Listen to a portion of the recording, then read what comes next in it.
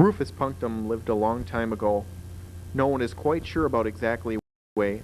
It was a long time ago, and legend says that Rufus enjoyed life a lot. He felt happiness, he felt sadness, he felt pain, he felt joy. He felt all those things and more. He would say things like, "This was a very moving experience. I feel great gladness and joy." And the people listening to Rufus would say, "I'm very pleased that you are feeling such gladness and joy." One night, Rufus got on his knees and prayed. Please, God, let somebody figure out a way to make our language less bland and boring. This problem had bothered Rufus all his life. Trying not to think about it, he pulled back the covers and climbed into bed. The thoughts raced through his head. Insomnia seemed to grip him.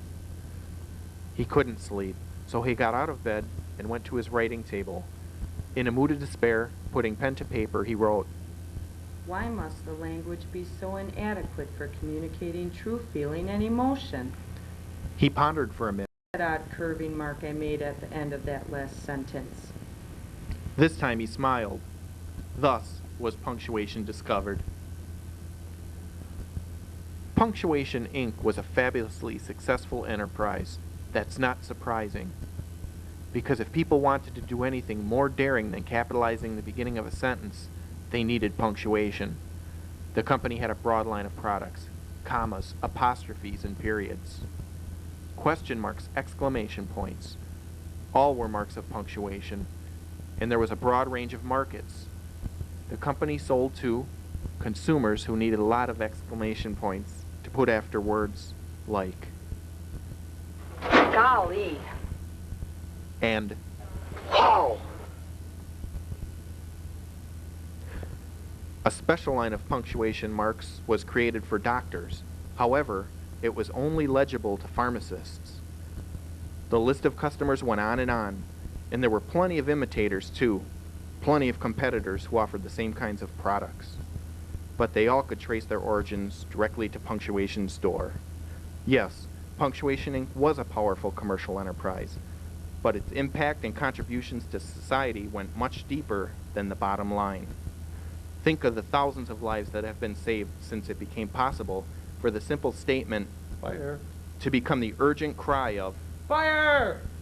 Yes, we have folks at Punctuation Inc. to thank for all that and more. They were dominant, they were admirable, they were invincible, or so they thought. Of course, the dominance of Punctuation Inc. did not go unchallenged. First, there had been Excite Inc., which specialized in exclamation points. They did very well for a while, but then OSHA closed them down due to the noise level in their factory. The list of would-be competitors goes on. Each would catch the public fancy for a short time with a new gimmick or a cut-rate product, but before long, each would disappear. No, Punctuation Inc. was the place to go for punctuation. They had the reputation, the innovation, the broad product line, and the lead, by a wide margin, in market share.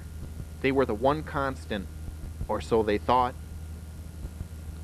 One day, the boss looked over the quarterly sales reports and an unfamiliar name caught his eye. He saw Punctuation Inc. on top all right, but in second place he saw a new rival called Process Inc. Hey, right-hand man, come in here. What do you know about this Process Inc.? I think they're number 2. In fact, I think they've been number 2 for 4 straight quarters. I wouldn't worry, though. After all, somebody has to be number 2. In time, they'll fade away like all the rest. You'll see. I sure hope you're right. But the right-hand man wasn't. Process Inc. stayed in second place for the next 4 straight quarters. But what really bothered the boss was that Process Inc. had gained market share at Punctuation Inc.'s expense. The boss was concerned and ready to take action. Hey, left-hand man, get in here. Say, what do you know about this Process Inc.? Don't worry, boss. Process Inc. is no threat to us. All they do is make cheap knockoffs of our products. They've never had an original idea of their own. But look at this. They're gaining market share. They're taking our customers away from us. They'll come back to us. And anyway, if people can't see that we're the ones with the brains and the know-how, I say, who needs them? Remember, somebody's got to be number 2, right? Right? And that's what worried him. So the boss decided to do some market research. He went to a nearby stationery store and waited in the punctuation department. Excuse me, ma'am. Yes. I'm taking a survey. I noticed that you just chose a family pack from Process Inc. Can I ask why? Because I have small children and I need to be able to communicate with them in a very simple and effective manner. But have you ever tried Punctuation Inc.'s products? Yes. And? And the quality just wasn't as good. How do you mean? I don't know, it just wasn't good quality. Can I ask you, how do you define quality? I don't know, I just know it when I see it. How was he supposed to run a business that catered to people like that? To make matters worse, it went on like that all day. And when the boss asked all of them why they bought from Process Inc., he got the same answer. Quality! And their definition was always the same. I know it when I see it. What could he do? The next day, the boss returned to his office. He felt much better than he had the day before. Apparently, the issue was quality. That's what people wanted, even though they really weren't sure what it was. Giving them quality should be a snap. After all, doing higher quality work just meant trying harder, doing better. You know, that'll be my top priority. Quality. I'll tell people to try harder and do better, and then we'll have better quality. And then no one will have reason to go to Process Inc. anymore. Or so he thought. The boss got on the PA system to address all of Punctuation Inc.'s employees. Attention, everyone! This is your boss speaking. You all know that Punctuation Incorporated has been fabulously successful over the years. Hooray! Most of you also know that we have been getting some stiff competition from a company called Process Incorporated. Ooh. You know, all they really do is copy what we do. Now, I've done some extensive market research to find out why this is happening. And I think I have the answer. Hooray for the boss! The issue, as I see it, seems to be quality. So starting today, Punctuation Incorporated will produce higher quality products than anyone else. 3 cheers for the boss! And now, I'm going to tell you how we're going to get better quality. The secret is, try harder, do better. Try harder? Doesn't he think we already try harder? Do better? At what? At getting shipments out on time? Or making sure a product works? Do better at what? Just try harder, do better, everyone. Have a nice day. The boss's pep talk did have an effect. Now, not only were sales down, and market share down, and profits down, but morale was down too. One longtime employee had even left Punctuation Inc. to go work for, yes, Process Inc. On her last day with the company, she met with the boss. Boss, you know, I had really wanted to be part of the solution for the problems that Process Incorporated had been causing us, but then you came on the PA system and inasmuch made it sound like I was part of the problem. I just can't take that, and I quit. Now he was totally confused, but what could he do? Left-hand man, right-hand man, come in here, please. You know, good people want to do good work, quality work, and these are good people. But people, even good people, make mistakes. No, try harder, do better, just isn't good enough. How can we get better quality if we have good people who are already doing their best? What's missing? More rewards? More threats? People are only human. You know, mistakes are inevitable. The key to improving quality is in catching those mistakes as soon as they occur. More inspection. That's right. We're going to double the workforce. We're going to hire another worker for every one that we have now. And you know what the new workers are going to do? They're going to inspect absolutely everything that the old workers do as soon as they do it. Nothing will slip through. We're going to overpower quality problems with more inspection. You two can inspect each other. But there was a problem with the boss's plan to improve quality. A month later, the boss, the right-hand man, and left-hand man met to discuss the situation. Left-hand man, right-hand man, where did we go wrong? I thought you had the answer. Today is your day to do the work and my day to do the checking. Oh, no, it's not, because I figured if I made a mistake, you'd catch it. After all, that's your job. Who's on first? Thought the boss. He no longer had to ask where things had gone wrong. He could see it for himself. Neither knew what his job was anymore. Neither one had responsibility anymore. Each thought the other would catch their mistakes. He had decided that quality was nothing less than a matter of survival. What was the boss to do?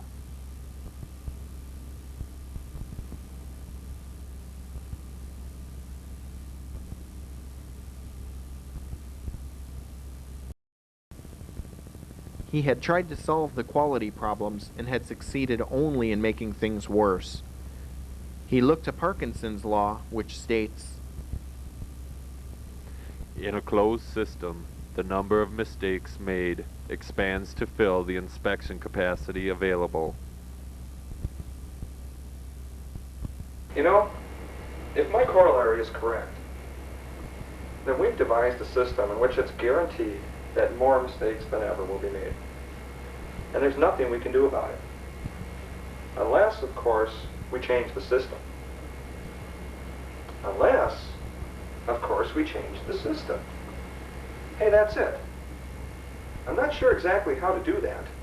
But one thing I am sure of is that it's our job to figure it out. Management has no other job right now but to fix the system. We have to reduce the inspection capacity of the system. The way to fix the system, Is to lay off all the new workers we hire as inspectors. then we have less inspection capacity. And that means the number of defects will go down. Wait a minute here.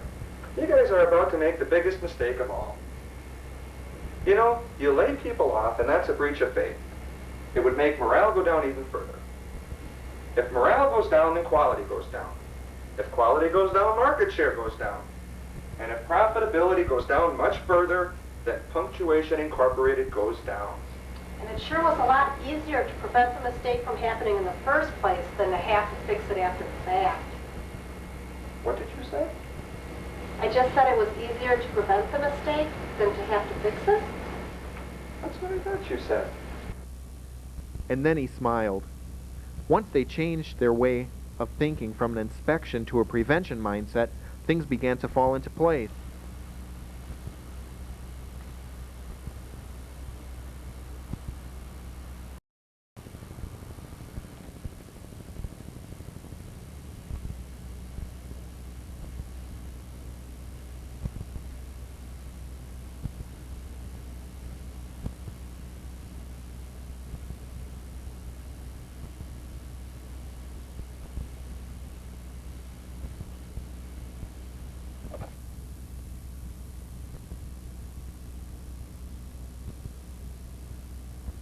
Saying, try harder and do better. And, you know, then we changed our mindset. We found that didn't work. We moved from inspecting for defects to preventing defects, and things got a lot better around here. It's only a matter of time. You know, I think we got that problem licked. Sir, there's a customer here to see you. Shall I tell him to come back later? No, send her right in. Oh, you two stay. Stay. I have 2 complaints Complaints? About what? about the quality of your products. I'd really like to listen to your complaints. But before I do, can you tell me what your definition of quality is? I don't know, but I know it when I see it. Figures. Complaint number 1 has to do with the design of your plus sign. Last month I filed my tax return, and somewhere in the mail the vertical side of my plus sign fell off. Do you know what you get when the vertical side of your plus sign falls off? A minus sign? Exactly, a minus sign. And then you have to pay twice as much in taxes. Do we have an answer? It's not a design problem at all. It's a manufacturing problem. In any event, you're wrong when you say we have a quality problem in design. Well, whatever. I know quality when I see it, and that wasn't it. Complaint number 2 has to do with the manufacturing of your exclamation points. I wanted to discipline my kids, so I bought some of your exclamation points. I was angry, hot under the collar. So hot that your exclamation points melted. And? Do you know what happens when your exclamation point melt? They turn into question marks. So instead of sounding forceful, I sounded weak. You sound pretty forceful right now. That's because I went and I bought exclamation points from Process Inc. Do we have an answer? Well, what he perceived as poor quality in manufacturing is really a problem in design. Probably a materials foul-up. In any event, you're wrong when you say we have a quality problem in manufacturing. Look, we'll take care of any quality problems that we may still have. Yes, you will. And you may have these. Why don't you two run along? I've got some serious thinking to do here.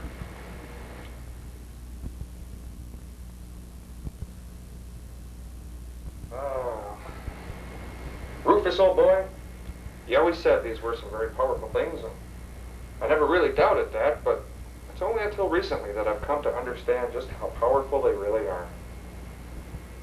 You know, Punctuation Incorporated is a perfectly fine company. It's perfectly functional, able to turn out a perfectly utilitarian product, but it just doesn't sing anymore. Somehow our lofty goals get turned into something mundane in the translation. We identify a quality problem and we take action. We rally the troops and somehow that gets translated into lower morale. We bolster our inspection capacity and somehow we have more defects, etc., etc., etc. I don't know, Rufus, old boy.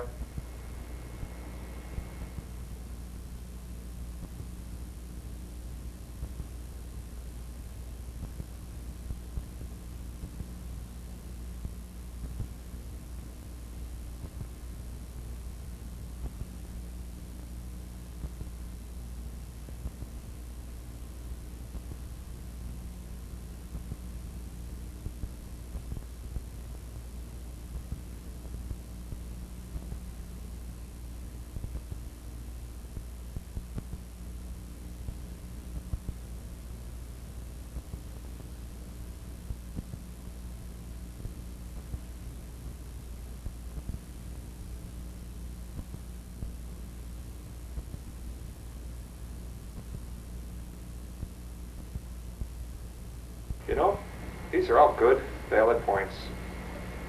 But if they're so good and valid, if I'm so smart, what's this heap of punctuation marks doing on my desk? Customers care so much about quality. Why don't they just ask us for our quality records? We've got our specs. We've got our tolerances. We've got records to prove we meet our specs and tolerances.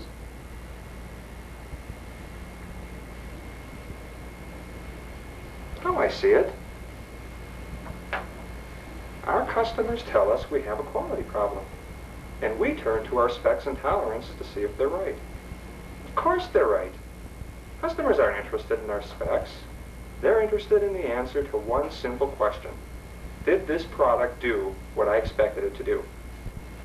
If the answer is yes, then it's a quality product. We've had it backwards all along. We've been approaching it as though we were the experts. But they're the ones entitled to rely on their intuition when it comes to knowing what quality is. They pay us to be precise and rigorous about that definition, to determine what their requirements are, and then to do whatever it takes to meet those requirements. They pay us to have a firm handle on quality. And we've been behaving as though it were the other way around.